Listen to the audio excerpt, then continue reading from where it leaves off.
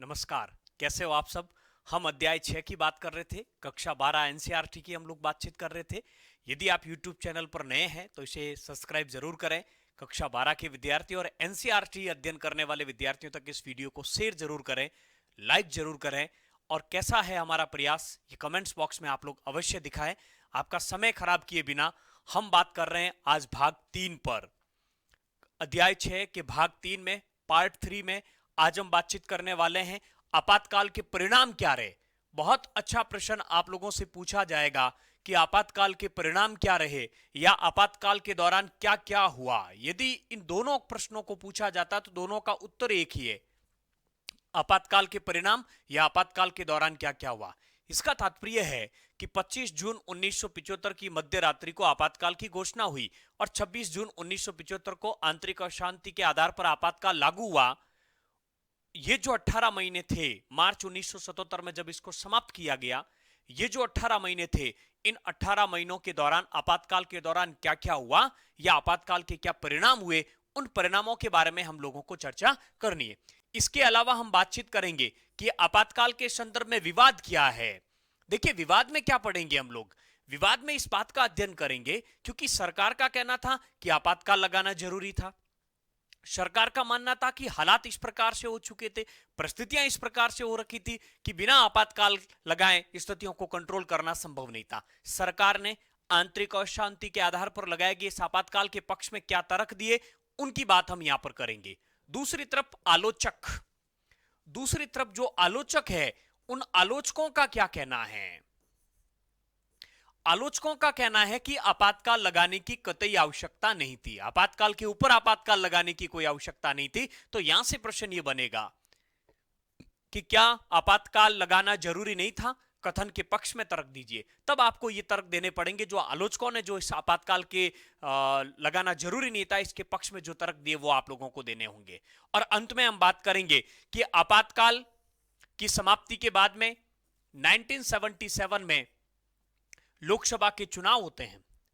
1977 में जो छठी लोकसभा के चुनाव हुए, इस चुनाव के बाद में जनता पार्टी की सरकार बनती मोरारजी देसाई के नेतृत्व में, और जनता पार्टी की सरकार ने इस आपातकाल की जांच करवाने के लिए सुप्रीम कोर्ट के भूतपूर्व मुख्य न्यायाधीश जे.सी. शाह की अध्यक्षता में जे.सी.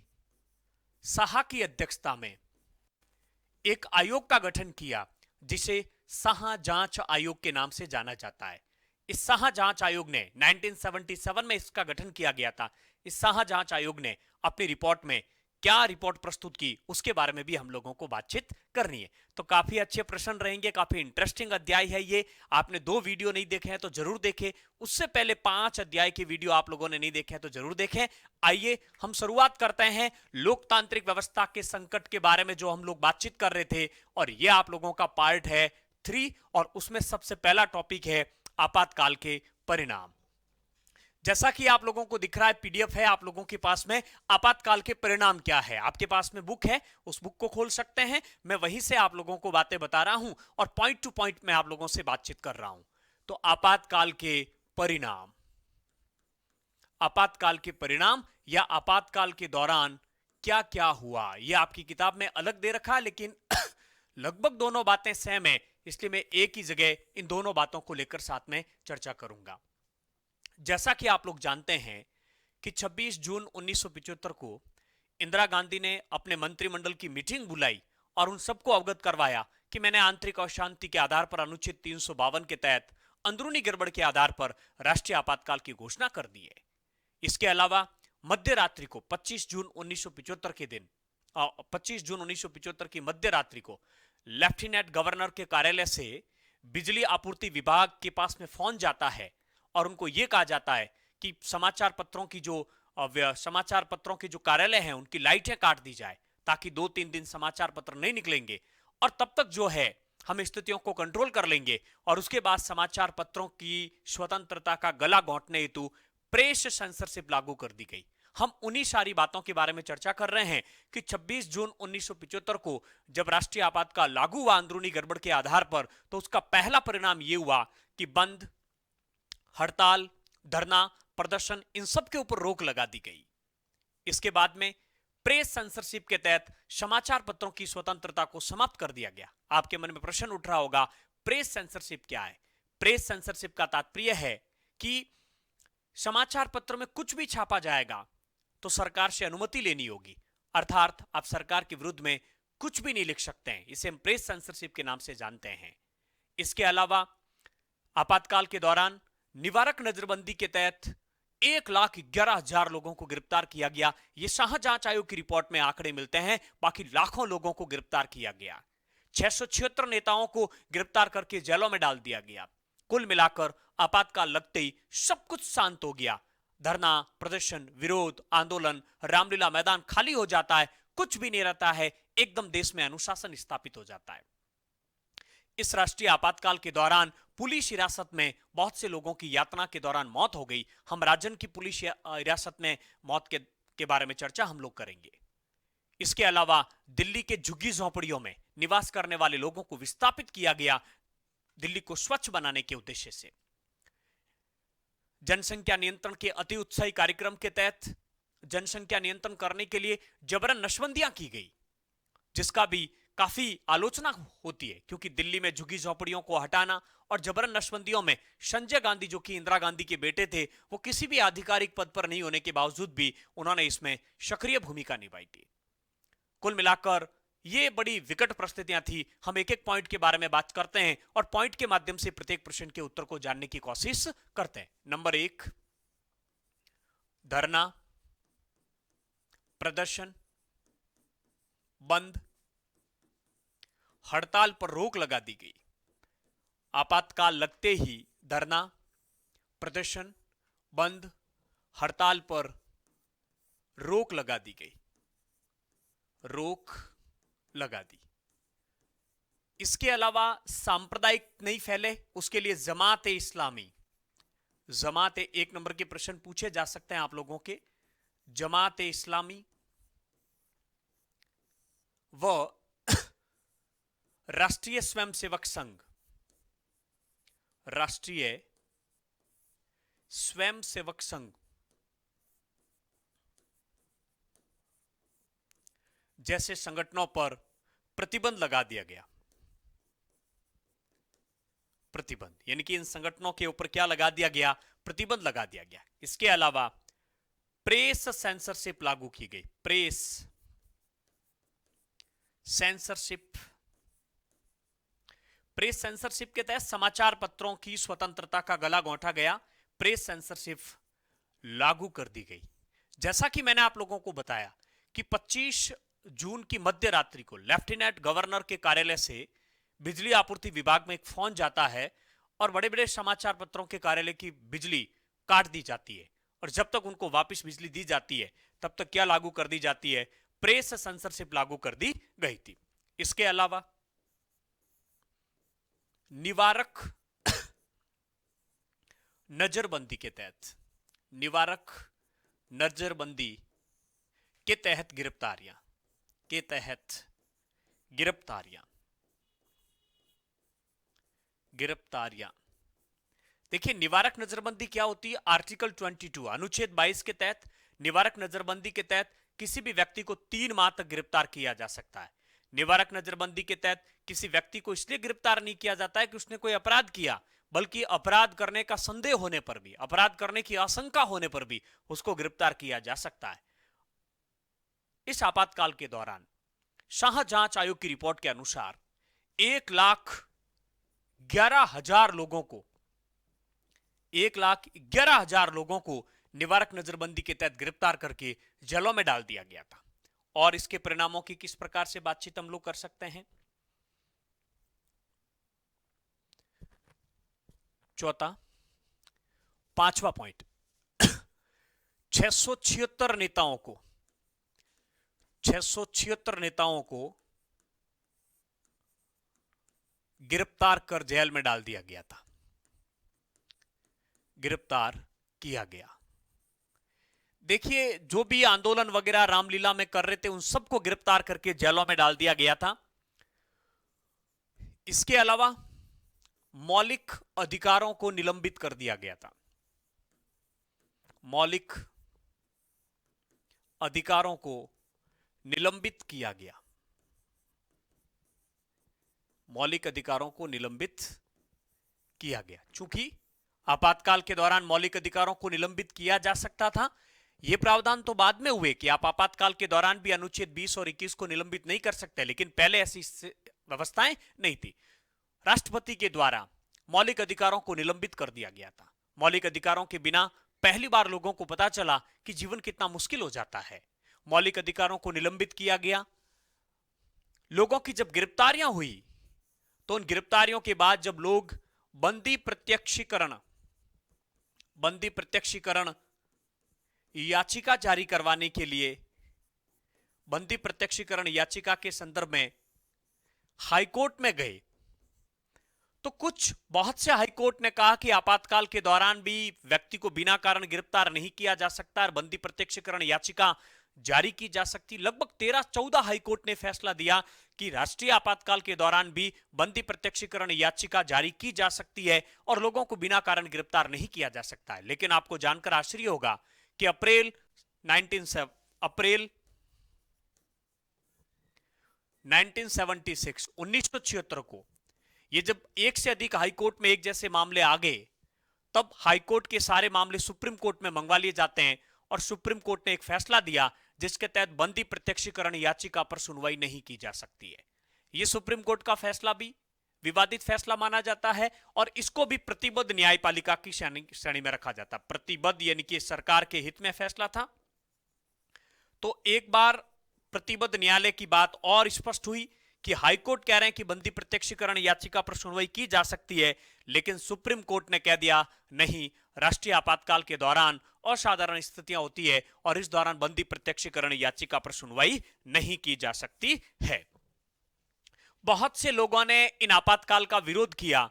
विशेष रूप से जो समाचार पत्र थे, आप लोग देख पा रहे हैं, विशेष रूप से जो समाचार पत्र थे, उन समाचार पत्रों के ऊपर लगी प्रेस सेंसरशिप का उन्होंने विरोध किया।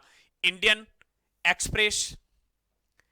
एक्सप्रेस और स्टेट्समैन्स जैसे समाचार पत्रों ने प्रेस सेंसरशिप का विरोध किया और इन लोगों ने समाचार पत्रों में जहां कुछ ये लिखना चाह रहे थे और प्रेस सेंसरशिप की वजह से नहीं लिख पा रहे थे, उस जगह को उन्होंने खाली छोड़ दी।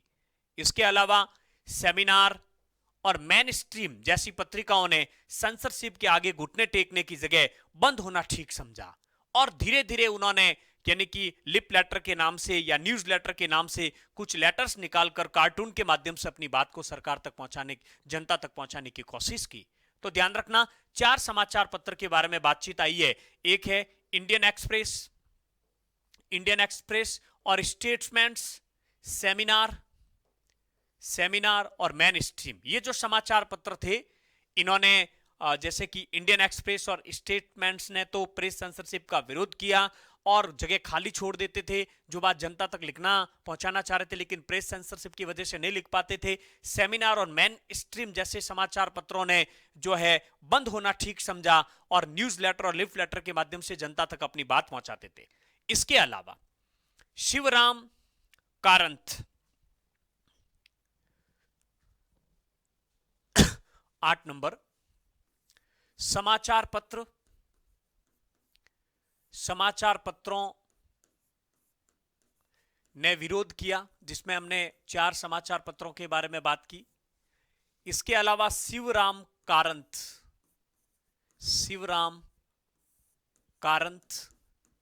जिनको पद्म विभूषण प्राप्त था, ये कन्नड़ लेखक थे, इन्होंने अपना पद्म विभूषण वापस लौटा दिया। इसके अलावा फणीश्वर नाथ रेणु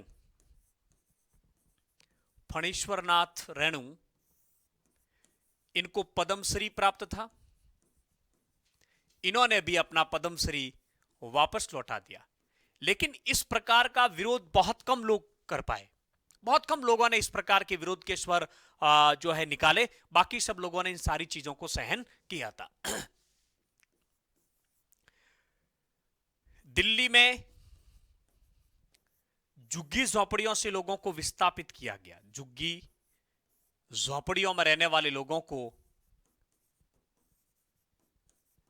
दिल्ली की झुग्गी झोपड़ियों से लोगों को विस्थापित किया गया, लोगों को विस्थापित होना पड़ा।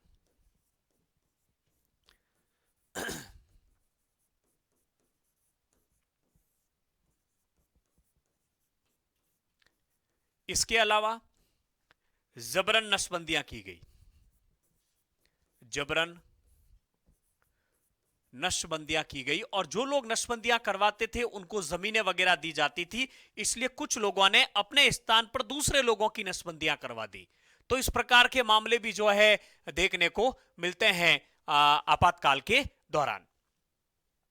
तो जैसे कि हमने जितने भी बिंदु हो सकते थे उन सब के बारे में हम लोगों ने चर्चा की। ये पॉइंट काफी महत्वपूर्ण है आप लोगों के लिए, एक एक पॉइंट के बारे में आप लोगों को चर्चा जानकारी होनी चाहिए कि धरना प्रदर्शन हड़ताल पर रोक लगा दी गई थी, प्रेस सेंसरशिप लागू कर दिया गया था, जमात इस्लामी राष्ट्रीय स्वयंसेवक संघ पर प्रतिबंध लगा दिया गया था, मौलिक अधिकार प्रतिबंधित कर दिए गए, निवारक नजरबंदी के तहत बहुत से लोगों को गिरफ्तार किया गया, बंदी प्रत्यक्षीकरण याचिका पर सुनवाई नहीं हो रही थी, समाचार पत्रों ने कैसे विरोध किया, कन्नड़ लेखक और हिंदी लेखक फणीश्वरनाथ रेणु और शिवराम कारंत ने कैसे विरोध किया, और दिल्ली की झुग्गी झोपड़ियों से लोगों को हटा दिया गया, जबरन नशबंदियां की गई। संजय गांधी की भूमिका काफी जो है इसमें संदिग्ध मानी गई थी।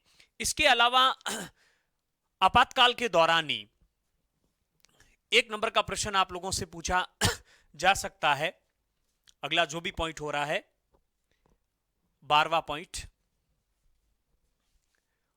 पॉइंट यहां पर, आपातकाल के दौरान काफी संविधान संशोधन हुए, जिसमें से हम 2 संविधान संशोधन की यहां पर चर्चा करना चाहेंगे। 39वां संविधान संशोधन 1975। देखिए, आप जानते हैं कि आपातकाल का तत्कालीन कारण क्या था। आपातकाल का तत्कालीन कारण था इलाहाबाद उच्च न्यायालय के जगमोहन लाल सिन्हा द्वारा राजनारायण की याचिका पर सुनवाई करते हुए यह फैसला देना 12 जून 1975 को कि 1971 में इंदिरा गांधी ने जो चुनाव लड़ा वो अवैध था, उसमें सरकारी मशीनरी का प्रयोग किया गया। इंदिरा गांधी के चुनाव को सुप्रीम को हाई कोर्ट में चुनौती दी गई थी राजनारायण के द्वारा, तब ये दिक्कतें उत्पन्न हुई। अतः न रहेगा बांस न बजेगी बांसुरी वाली बात को लागू करते हुए 39वां संविधान संशोधन 1975 किया गया, और इसमें यह प्रावधान किया गया कि राष्ट्रपति, बहुत ढंग से समझना, देखिए किस प्रकार से परिस्थितियों को अपने अनुकूल किया जा रहा है। राष्ट्रपति, उपराष्ट्रपति,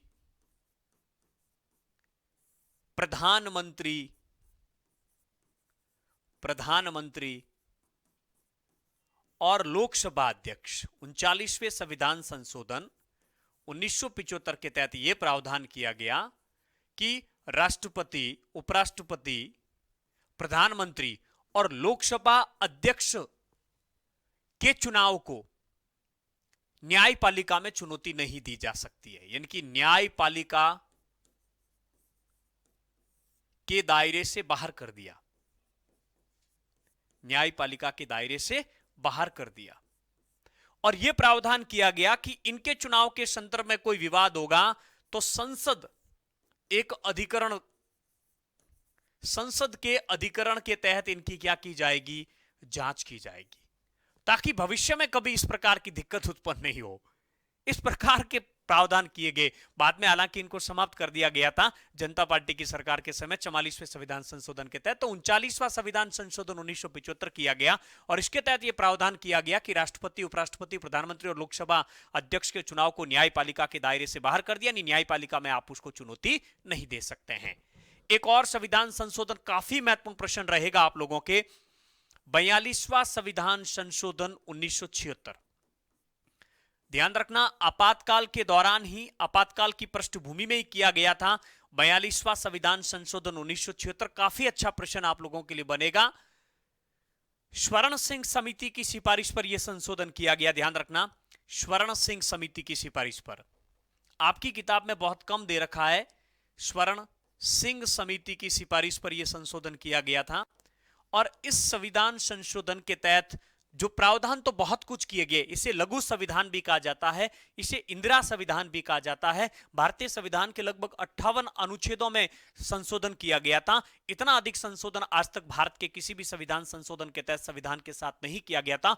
बहुत सारे प्रावधान कर दिए गए थे, प्रस्तावना में पहली बार संशोधन किया गया, 3 शब्द जोड़े गए। नीति निर्देशक सिद्धांतों में कई प्रावधान नए जोड़े गए, बहुत से प्रावधान किए गए। राष्ट्रपति को मंत्रिपरिषद के निर्णय को मानने के लिए, परामर्श को मानने के लिए बाध्य किया गया। आपातकालीन प्रावधानों में बहुत से संशोधन कर दिए गए थे। तो कुल मिलाकर केंद्र सरकार बहुत अपने आप को ताकतवर हो गई थी। संवर्ती सूची में बहुत से विषय डाल दिए गए, राज्य सूची से निकालकर बहुत कुछ किया गया। लेकिन आपकी किताब में एक दो बातें दे रखी, हम केवल उन्हीं को यहां पर मेंशन करेंगे, क्योंकि आपके पाठ्यक्रम से बाहर कोई प्रश्न आप लोगों से पूछा नहीं जाएगा। इस संविधान संशोधन के तहत लोकसभा व विधानसभा का कार्यकाल, लोकसभा व विधानसभा का कार्यकाल 5 वर्ष से बढ़ाकर कितना कर दिया गया? 6 वर्ष। 5 से 6 बढ़ाया गया, यानी कि 5 वर्ष जो लोकसभा और विधानसभा का कार्यकाल था उसको बढ़ाकर कितने वर्ष कर दिया गया? 6 वर्ष कर दिया गया 42वें संविधान संशोधन के तहत। इस बात का आप लोगों को ध्यान रखना है। और तो जैसे कि मूल कर्तव्य भी जोड़े गए, अनुच्छेद 51 जोड़ा गया, संविधान में भाग 4 जोड़ा गया। ये सारी बातें अलग है, लेकिन मुख्यतः आपकी जो किताब में ये बात दे रखी है, यही कारण है कि 1971 के बाद चुनाव सीधे 1977 में हुए। और आप ये भी जानते हैं कि आपातकाल के दौरान लोकसभा के कार्यकाल को एक बार में 1 वर्ष के लिए बढ़ाया भी जा सकता है, और इसे कितनी बार बढ़ाया जा सकता है। तो ये सारी जो पृष्ठभूमि के बारे में हम लोगों ने चर्चा की है, ध्यान रखना, ये सब आपातकाल के दौरान घटित हुई घटनाएं, यानी कि आपातकाल के दौरान क्या क्या हुआ या आपातकाल के परिणाम क्या हुए, इन पॉइंटों को आप लोगों को ध्यान रखना है। विशेष रूप से देखिए, महत्वपूर्ण बातें मैं आप लोगों को बता देता हूं। जमात इस्लामी और राष्ट्रीय स्वयंसेवक संघ का नाम याद रखना है। प्रेस सेंसरशिप आप लोगों को याद रखनी है। निवारक नजरबंदी के तहत जो लोगों की गिरफ्तारियां हुई, निवारक नजरबंदी के बारे में आप लोगों को जानकारी होनी चाहिए। इसके अलावा 676 नेताओं को गिरफ्तार कर दिया गया था। मौलिक अधिकारों का निलंबन किया गया था, यह भी ध्यान होना चाहिए। बंदी प्रत्यक्षीकरण याचिकाओं पर सुनवाई नहीं हो रही थी, यह भी ध्यान होना चाहिए। समाचार पत्रों ने विरोध किया। एक ये फणीश्वर नाथ रेणु का नाम आप लोग याद रखोगे। इसके अलावा दिल्ली में झुग्गी झोंपड़ियों को हटाया गया, जबरन नसबंदियां की गई। और भी जो है वेरी इंपॉर्टेंट है, ये ध्यान रखना, ये तो आपकी किताब में ज्यादा दे नहीं रखा है, लेकिन यहां से प्रश्न आप लोगों से पूछा जा सकता है। तो ये सारी बातें हम लोगों ने यहां पर की। आपकी किताब से जितने भी पॉइंट बने जा सकते थे, उन सारे पॉइंटों के बारे में हम लोगों ने चर्चा की। देखिए, 5 से 6 वर्ष इसको बढ़ा दिया गया था, बहुत से संशोधन हुए थे। ठीक है, आपातकाल के संदर्भ में विवाद में अब हम बातचीत करना चाह रहे हैं कि आपातकाल के संदर्भ में विवाद क्या था। तो आइए, आपातकाल के संदर्भ में विवाद देखिए। आपातकाल के संदर्भ में विवाद की यदि हम लोग बातचीत करते हैं, तो यहां पर 2 प्रकार की बातें थी। एक तो आपातकाल के पक्ष में तर्क, आपातकाल के पक्ष में तर्क, और एक आपातकाल के विपक्ष में तर्क, आपातकाल के विपक्ष में तर्क। इस प्रकार से इस बात को आप लोगों को समझना है। आपातकाल के पक्ष में कौन तर्क देगी? सरकार देगी। और कौन? सरकार के जो समर्थक थे, उन लोगों का मानना था कि आपातकाल जरूरी था।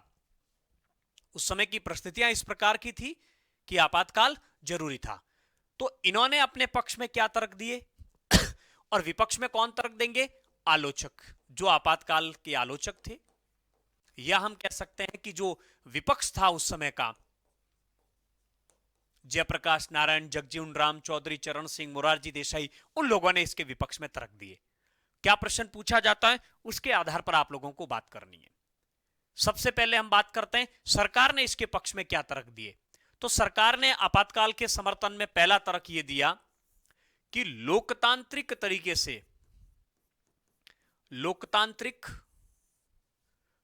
से निर्वाचित सरकार को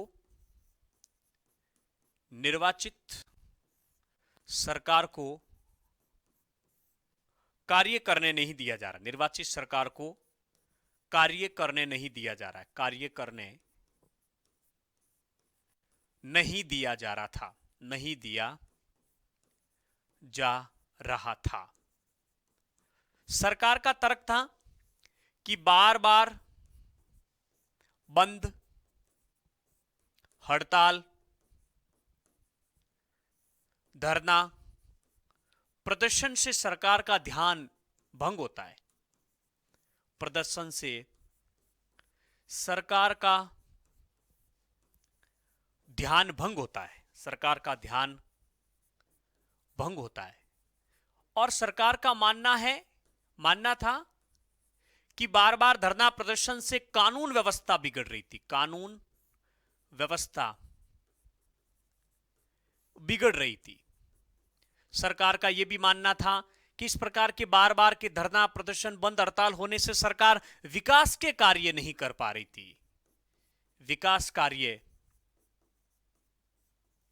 नहीं कर पा रही थी। ऐसा यानी कि सरकार के इस प्रकार के तर्क थे कि बार बार के धरना प्रदर्शन बंद हड़ताल से हम जो है विकास के कार्य नहीं कर पा रहे थे। गवर्नमेंट का कहना था कि हम लोकतांत्रिक तरीके से निर्वाचित है, अतः हमें काम करने दिया जाना चाहिए और गैर संसदीय राजनीति का सहारा लिया जा रहा था, ऐसा इनका तर्क था।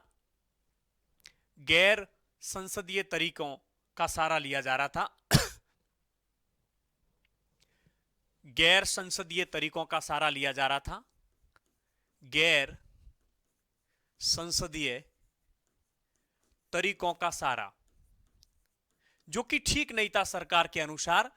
सरकार का यह भी कहना था कि एक व्यक्ति तो ऐसा था जो हमारी सेना और पुलिस तक को, सेना व पुलिस को, क्योंकि जयप्रकाश नारायण ने कहा था सेना व पुलिस को उकसा रहा है, और ऐसी स्थिति में उकसा रहा है, या हम कह सकते हैं कि सेना और पुलिस को जो हम कह सकते हैं कि एक तरह से उनको दिग्भ्रमित किया जा रहा है कि वो सरकार के किसी आदेश का पालन नहीं करे।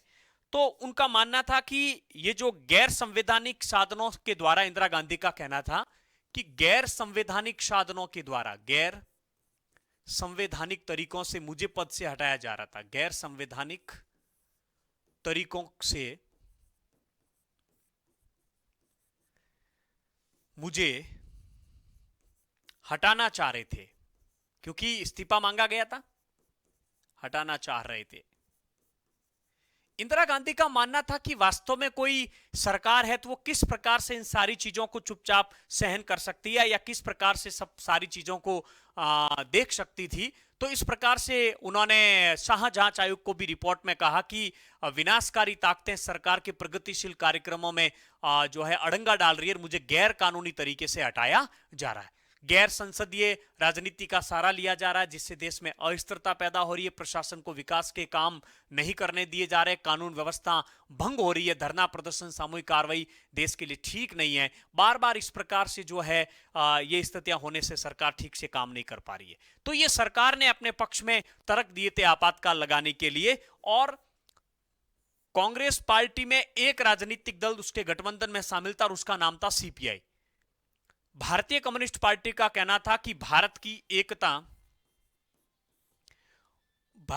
एकता के विरुद्ध अंतरराष्ट्रीय साजिश थी, भारत की एकता के विरुद्ध अंतरराष्ट्रीय साजिश चल रही थी, और ऐसी स्थिति में सरकार ने जो कदम उठाया वो बिल्कुल क्या है, ठीक है। सीपीआई ने यह भी कहा कि जेपी के नेतृत्व में जो आंदोलन चल रहा था वो मध्य वर्गीय आंदोलन था, अतः ये एक वर्ग था जो सरकार की नीतियों से, सरकार की परिवर्तनकारी नीतियों से संतुष्ट नहीं था, इसी कारण से यह आंदोलन किया जा रहा था। कुल मिलाकर कांग्रेस के साथ भारतीय कम्युनिस्ट पार्टी ने भी ये जो आपातकाल लगाया इसके समर्थन में था, इसके पक्ष में था। तो वापस देख लीजिए आप लोग, लोकतांत्रिक तरीके से निर्वाचित सरकार को कार्य करने नहीं दिया जा रहा है, सरकार को जो है बार बार उसका ध्यान भंग करने की कोशिश की जा रही है, बार बार के जो धरना प्रदर्शन, हड़ताल प्रदर्शन से सरकार का ध्यान भंग होता है, सरकार विकास के कार्य नहीं कर पा रही है, ये लोकतंत्र के लिए ठीक नहीं है। कानून व्यवस्था जो है हम नहीं बहाल कर पाते हैं, कानून व्यवस्था बिगड़ जाती है, सरकार विकास के कार्य नहीं कर पा रही है, गैर कानूनी तरीके से मुझे सत्ता से हटाने के कोशिश किए जा रहे हैं, सेना को भड़काया जा रहा है और गैर संवैधानिक तरीके से मुझे हटाया जा रहा है। सीपीआई ने भी अपने पक्ष में बातचीत की। ये तो बात हुई किसकी, सरकार की। अब हम बात किसकी करना चाह रहे हैं, विपक्ष की। तो आलोचकों ने क्या तर्क दिए, यह काफी महत्वपूर्ण रहेगा, ध्यान रखना। यह प्रश्न आप लोगों से पूछे जा सकते हैं। इसके अलावा गवर्नमेंट ने तो यह भी कहा था कि हम जो है 20 सूत्री कार्यक्रमों के माध्यम से, क्योंकि जैसे ही यह आपातकाल लागू किया गया सरकार ने काम 20 सूत्री कार्यक्रम के माध्यम से देश का विकास करना चाह रहे हैं, जिसमें हम भूमि सुधार करना चाह रहे हैं, भूमि का पुनर्वितरण करना चाह रहे हैं, खेती और मजदूरों के पारिश्रमिक पर पुनर्विचार करना चाह रहे हैं, प्रबंधन में कामगारों की भागीदारी सुनिश्चित करना चाह रहे हैं, हम बंधुआ मजदूरी को समाप्त करना चाह रहे हैं। इस प्रकार से हम बहुत सी योजनाओं के माध्यम से गरीब और ग्रामीण जनता के हितों की सुरक्षा के लिए कोशिश कर रहे हैं। तो आपातकाल लगने के बाद में 20 सूत्री कार्यक्रम लागू किए गए तो कुछ लोगों को लगा वास्तव में ठीक है और इससे जो है देश का विकास होगा और स्थितियां ठीक होगी, लेकिन ज्यादा दिनों तक ये स्थितियां चली नहीं। तो ऐसी परिस्थिति के अंदर आलोचक जो थे उन्होंने जो है इस आपातकाल की जबरदस्त क्या की थी, आलोचना। तो हम सीधी बातचीत कर रहे हैं कि आलोचकों ने क्या बातें कही थी, आपातकाल के तहत जो है आलोचना किस प्रकार से की गई। तो ध्यान रखना, आपातकाल की आलोचना या फिर हम ये कह सकते हैं कि आपातकाल के विपक्ष में तर्क, विपक्ष में तर्क, या प्रश्न यह भी बन सकता है कि आपातकाल जरूरी नहीं था, आपातकाल जरूरी नहीं था। प्रश्न यह भी पूछा जा सकता है कि इंदिरा गांधी ने संवैधानिक प्रावधानों का दुरुपयोग करते हुए अपने हितों की सुरक्षा की। प्रश्न यह भी पूछा जा सकता है कि वास्तव में खतरा देश को नहीं था, खतरा स्वयं इंदिरा गांधी को था और इंदिरा गांधी ने अपनी सुरक्षा करने के लिए, प्रधानमंत्री पद पर बने रहने के लिए उन्होंने संवैधानिक प्रावधानों का दुरुपयोग किया। कथन की पुष्टि कीजिए। तो आलोचकों के पॉइंट बहुत ढंग के ध्यान रखना। पहला पॉइंट उन्होंने यह बताया कि जन आंदोलन लोकतंत्र का अभिन्न अंग है। आजादी के बाद अनेक बार इस प्रकार के आंदोलन हुए, कभी भी सरकार ने इस प्रकार के आपातकालीन प्रावधानों का उपयोग नहीं किया। जन आंदोलन और लोकतंत्र साथ साथ चलते हैं। जहां लोकतंत्र होगा वह जनता अपनी बात जन आंदोलन के माध्यम से रखेगी। अधिकतर जो आंदोलन थे वो अहिंसक आंदोलन थे, चाहे गुजरात का आंदोलन था, चाहे बिहार का आंदोलन था, ये आंदोलन अहिंसक थे। अतः अहिंसक आंदोलन करने की क्या जनता को अधिकार नहीं है?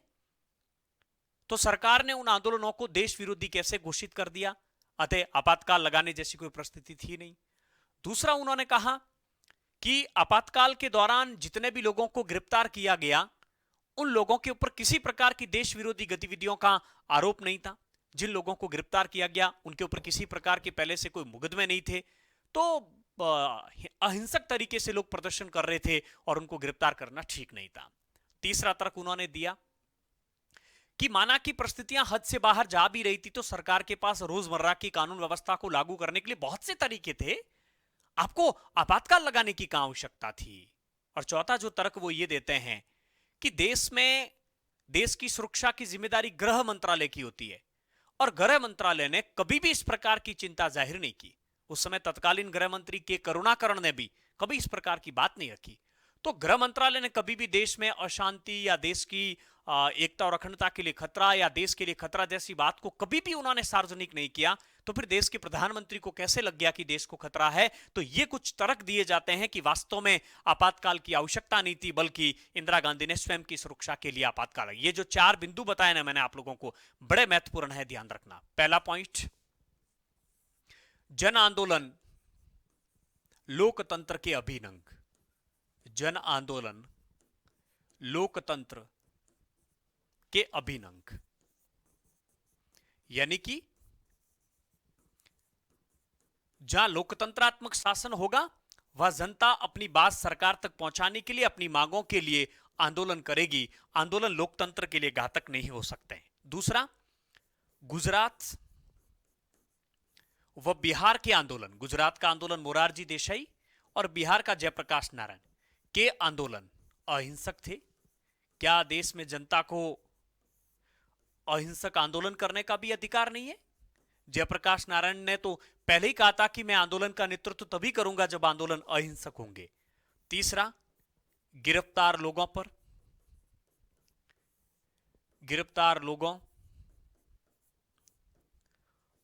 पर किसी प्रकार का आरोप नहीं था, किसी प्रकार का आरोप नहीं था, यानी कि राष्ट्र विरोधी गतिविधियों का आरोप नहीं था। राष्ट्र विरोधी गतिविधियों का आरोप नहीं था। गतिविधियों का आरोप नहीं था, नहीं किसी प्रकार के उनके ऊपर पहले से मुकदमे चल रहे थे। तो ऐसी स्थिति में 676 लोगों को गिरफ्तार करके आपने जेल में डाल दिया। जांच आयोग की रिपोर्ट के अनुसार 1,11,000 लोगों को आप लोगों ने गिरफ्तार करके जेलों में डाल दिया। यह बात तो ठीक नहीं थी। तो इसके अलावा अगला जो तर्क दिया जाता वो ये दिया जाता है कि गृह मंत्रालय ने कभी भी चिंता जाहिर नहीं की। गृह मंत्रालय ने कभी भी चिंता जाहिर नहीं की। तो फिर इंदिरा गांधी को आपातकाल लगाने की क्या आवश्यकता थी? चिंता जाहिर नहीं की। तो काफी विवादित ये बातें मानी जाती है। और देखिए सारी बातें आपकी किताब में लिखी हुई है। आवश्यकता आपको है कि इनके आप लोग पॉइंट किस प्रकार से बनाओ, इनके पॉइंट बनाने की आवश्यकता है। देखिए जेपी सहित विपक्ष के अन्य लोकतंत्र के लोगों को सार्वजनिक सरकार का विरोध करना चाहिए। बिहार और गुजरात के आंदोलन अहिंसक थे। इसके अलावा इनके ऊपर किसी प्रकार का कोई मुकदमा नहीं था। गृह मंत्रालय ने कभी चिंता जाहिर नहीं की। और भी बहुत सी चीजें थी जो रोजमर्रा में लाई जा सकती थी। इस पॉइंट को भी हम लोग ले सकते हैं कि आंदोलन को कंट्रोल करने के लिए अन्य तरीकों द्वारा भी विरोध प्रदर्शन को नियंत्रित किया जा सकता था। आपातकाल लगाने की कोई आवश्यकता नहीं थी, किया जा सकता था। तो ये सारे आलोचकों ने जो है क्या दिए हैं, तर्क दिए हैं। तो कुल मिलाकर ये सारी जो परिस्थितियां थी वो आपातकाल के विवाद के संदर्भ में क्या जो है तर्क दिए, वो सारे तर्कों के बारे में हम लोगों ने चर्चा की। लास्ट में जो तर्क देखें वो बहुत महत्वपूर्ण है। आइए कुछ छोटे छोटे मुद्दों की चर्चा करते हैं। सबसे पहले है आप लोगों के लिए शाह जांच आयोग। तो पहला प्रश्न ये बनेगा कि आपातकाल की जांच करने के लिए किस आयोग का गठन किया गया? याद रखना जेसी शाह। इसका गठन कब किया गया? मई 1977 में जनता पार्टी की सरकार के द्वारा। किसके द्वारा? जनता पार्टी की सरकार के द्वारा, मोरारजी देसाई के द्वारा इस आयोग का जांच किया गया। इस आयोग की जांच क्यों की गई? तो 25 जून 1975 के दिन जो आपातकाल घोषित किया गया उसके दौरान जो भी सत्ता का दुरुपयोग हुआ, जो अत्याचार हुआ, जो कदाचार हुआ और जो विभिन्न प्रकार के आरोप लगे, इन सब की जांच करने के लिए इस आयोग का गठन किया गया। आयोग ने हजारों गवाहों से चर्चा की। इंदिरा गांधी स्वयं जो है शाह जांच आयोग के सामने उपस्थित हुई, लेकिन किसी भी प्रश्न का उत्तर देने से उन्होंने इनकार कर दिया था। इस रिपोर्ट को संसद में भी रखा गया था। तो ध्यान रखना जेसी शाह सुप्रीम कोर्ट के भूतपूर्व मुख्य न्यायाधीश थे। सुप्रीम कोर्ट के चीफ जस्टिस ऑफ इंडिया इनकी भूतपूर्व मुख्य न्यायाधीश थे। इनकी अध्यक्षता में शाह जांच आयोग का गठन किया गया था। यह दे रखा है आपके तुर्कमेन गेट के इलाके में विध्वंस, यानी कि पुलिस या हिरासत के दौरान बहुत से लोगों की मौत भी हुई थी और तुर्कमेन गेट इलाके में लोगों को जबरन जो है वहां से उजाड़ा भी गया था। उसका एक उदाहरण है यमुना नदी के इलाके के आसपास बहुत से लोगों को बसाया गया था, जबरन लोगों की नसबंदियां की गई, झुग्गी झोंपड़ियों को उजाड़ दिया गया था। इन लोगों को नसबंदी करवाने के लिए कुछ जमीन के टुकड़े भी दिए गए थे। कुछ लोगों ने दूसरे लोगों की अपने स्थान पर नसबंदियां करवा ली गई, दूसरे लोगों को बलि का बकरा बनाया गया था। ये रहा राजन की पुलिस हिरासत में मौत। ऐसा कहा जाता है कि आपातकाल के दौरान बंदी प्रत्यक्षीकरण याचिका पर सुनवाई नहीं हो रही थी। एक केरल के कालीकट इंजीनियरिंग कॉलेज में एक छात्र था पी राजन।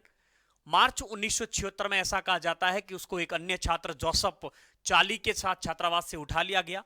उसके पिता थे टीवी इचार वारियर। उन्होंने अपनी बेटे की खूब तलाश की। वो सरकार से मिले, गृह मंत्री से भी मिले, कई एमएलए एमपी से मिले, लेकिन किसी प्रकार का कोई जवाब देने के लिए तैयार नहीं थे। न्यायपालिका ने भी अपने दरवाजे बंद कर रखे थे। बंदी प्रत्यक्षीकरण याचिका जारी नहीं की जा रही थी। ऐसी स्थिति में वारियर ने आपातकाल की समाप्ति के बाद में अर्नाकुलम, जो सुप्रीम कोर्ट है केरल का, हाई कोर्ट है केरल का, वहां पर अपनी याचिका दायर की। और उसकी बातचीत या उसकी कार्रवाई में पता चला कि राजन की गैर कानूनी पुलिस हिरासत में क्या हो जाती है, मौत हो जाती है। और उस समय भारत के गृह मंत्री थे के करुणाकरण, वो उस समय केरल के मुख्यमंत्री थे। उनको अपने पद से क्या देना पड़ा था, इस्तीफा देना पड़ा था। ध्यान रखना के करुणाकरण आपातकाल के दौरान देश के क्या थे? गृह मंत्री थे। इस बात का आपको ध्यान रखना। और बाद में केरल के मुख्यमंत्री भी बने थे ये, और उनको केरल हाईकोर्ट के डिसीजन के कारण जो है अपने पद से त्यागपत्र देना पड़ा था। वारियर जो कि इसके राजन के पिताजी थे, उन्होंने अर्नाकुलम जो कि केरल में हाईकोर्ट है, अर्नाकुलम